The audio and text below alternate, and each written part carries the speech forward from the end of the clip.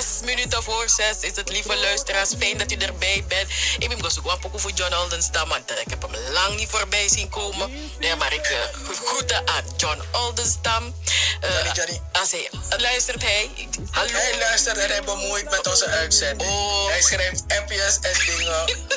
Hij bemoeit. Ja, maar hij is fan van Bemoeibrigade, dus dan krijg je dat. Dan Yes. krijg je dat uit, dat is waar. Maar hebben we een pokoe? Had je nog iets?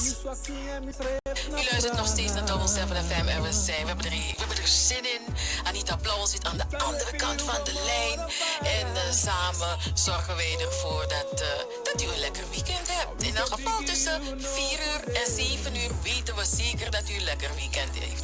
En dan net ons laatste uur zijn we begonnen met een lekkere pokoe van John Oldenstam.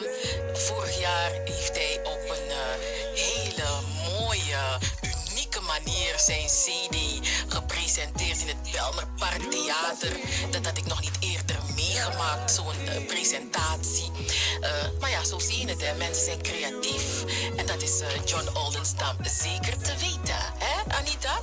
Jazeker. Ja, en het was de allerheetste dag uit 2019. Het was zo heet. Het was zo heet dat zelfs zweette. Zo heet was het. Wauw. Maar we hebben buiten gestaan. En er was ook nog een tentoonstelling binnen waarnaar we niet eens konden kijken. Want overal waar je stond zweette je.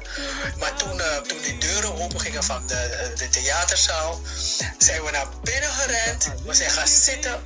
En dan komt Johnny zo naar beneden met zijn witte outfit. Om mij spannen in die broek nou.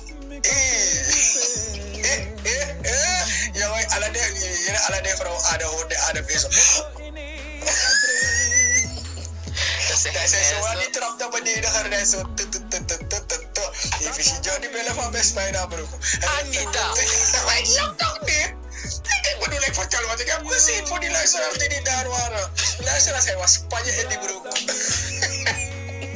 En het was echt een mooie presentatie. Echt waar. Oké. I enjoyed. Ja, Jij was er toch ook?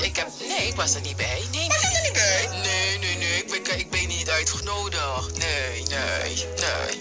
Was je er niet bij? Nee, ik ben niet uitgenodigd. Nee. Nee, volgens mij had je wel een kaart, maar het was heet. En je kon niet jonge man, dat nodig niet uit. Nee. Maar jij dat niet, papa? Jonge man, dat nodig niet uit. Zo gaan die dingen luisteren. Ze zijn miskappen en dan kan we dat nou. Dus dat die, dus die. Dus oma. Ik was uitgenodigd. Dus dat Cheryl, heb je gemist hoe hij met die spambroeken zo naar beneden rende. Zo je hebt gemist. Ja. Ik zeg je, hè?